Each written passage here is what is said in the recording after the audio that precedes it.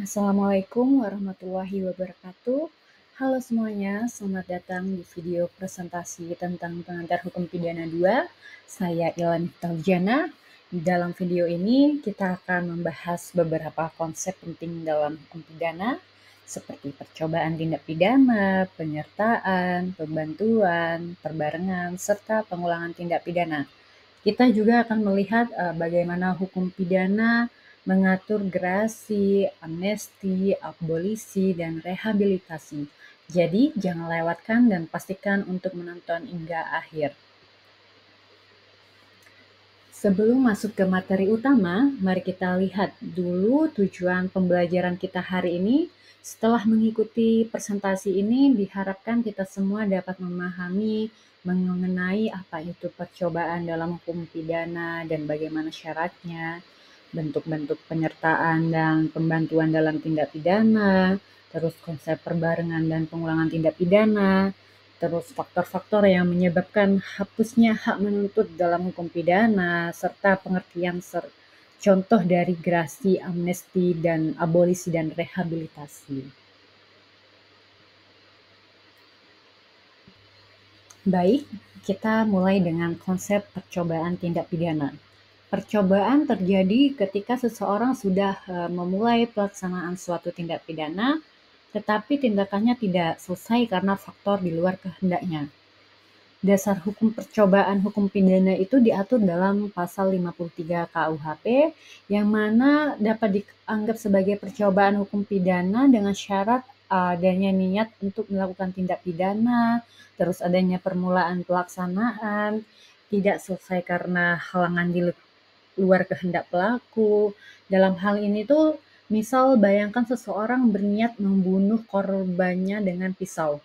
Ia sudah menusukkan pisau ke tubuh korban, tetapi korban berhasil melarikan diri dan selamat, maka ini termasuk percobaan pembunuhan.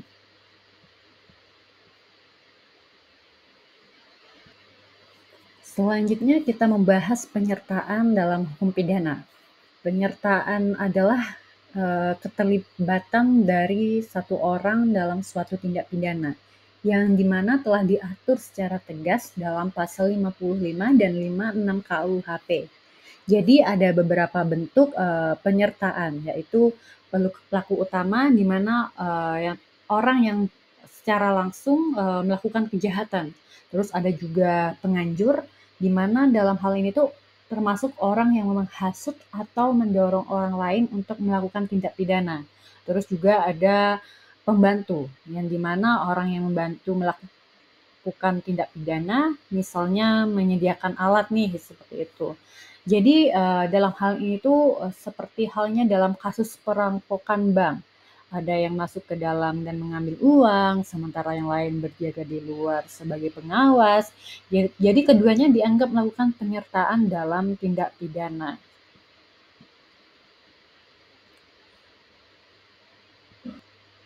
Kita lanjut ke konsep pembantuan dalam hukum pidana, yang dimana diatur secara tegas dalam pasal 56 KUHP, yang pada intinya itu pembantuan dapat terjadi dalam dua bentuk.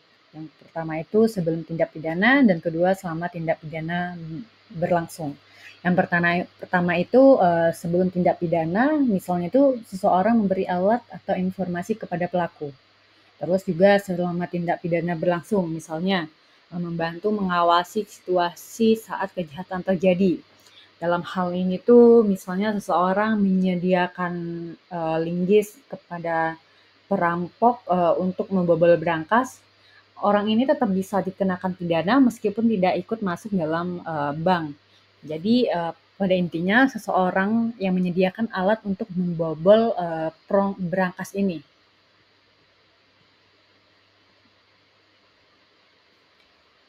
Perbarengan atau konkursus adalah kondisi di mana satu orang melakukan beberapa tindak pidana dalam satu kesempatan, yang dimana telah diatur secara tegas dalam pasal 63 sampai 71 KUHP, yang dimana secara tegas itu definisinya itu adalah keadaan di mana seseorang melakukan beberapa tindak pidana sekaligus.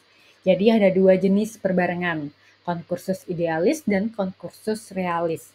Dimana kalau konkursus idealis itu satu perbuatan tetapi melanggar lebih dari satu ketentuan hukum. Lalu kalau konkursus realis, jadi beberapa perbuatan yang masing-masing merupakan tindak pidana gitu. Jadi misalnya seseorang menabrak dua orang hingga meninggal. Perbuatannya bisa dikenakan pasal berbeda untuk setiap korban seperti itu. Pengulangan tindak pidana terjadi ketika seseorang kembali melakukan kejahatan setelah mendapatkan putusan pidana yang tetap gitu atau putusan yang telah inkrah gitu. Jadi yang dimana telah diatur secara tegas dalam pasal 486 KUHP. Jadi dengan adanya apa ya melakukan pengulangan hukum pidana, maka tentunya pelaku bisa mendapatkan hukuman yang lebih berat karena dianggap tidak jelas seperti itu. Misal nih seseorang menenapi kasus pencurian tuh ya, setelah bebas dari penjara kembali melakukan pencurian, itu termasuk dalam pengulangan hukum pidana gitu. Terus hapusnya hak dan kewenangan menuntut dan menjalankan pidana seperti itu. Ada beberapa kondisi di mana hak menuntut bisa dihapus, yaitu ketika sudah kadaluarsa, yang di mana sudah melewati batas waktu penuntutan, terus putusan hakim yang tetap tidak bisa diganggu gugat karena sudah ingkrah seperti itu. Terus juga pencabutan hak menuntut oleh korban. Dalam hal itu dalam kasus tertentu saja. Terus perdamaian yang dimana kasus diselesaikan di luar pengadilan seperti itu. Ada 4 konsep penting terkait penghapusan pidana. Yang pertama itu grasi. Ya, grasi ini di sini adalah pengampunan hukuman oleh presiden. Seperti itu.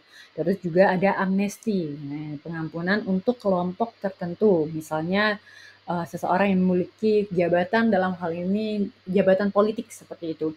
Terus abolisi, penghapusan proses hukum sebelum ada putusan. Terus juga ada rehabilitasi, pemulihan nama baik seseorang yang ternyata tidak bersalah.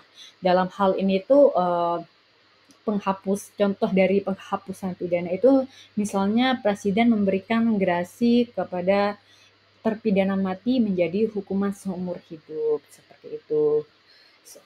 Setelah apa yang saya paparkan materi dari awal hingga akhir, mungkin teman-teman bisa melatih diri agar mengetahui lebih dalam apa sih terkait dengan hukum pidana 2 itu. Jadi teman-teman bisa kerjakan terlebih dahulu dan nanti kita diskusikan bareng. Oke, dari presentasi ini kita memahami berbagai aspek hukum pidana, dari percobaan hingga gerasi. Semoga materi ini bermanfaat untuk kalian. Jika ada pertanyaan, tuliskan di kolom komentar. Jangan lupa like, subscribe, and share video ini. Terima kasih, sampai jumpa di video berikutnya.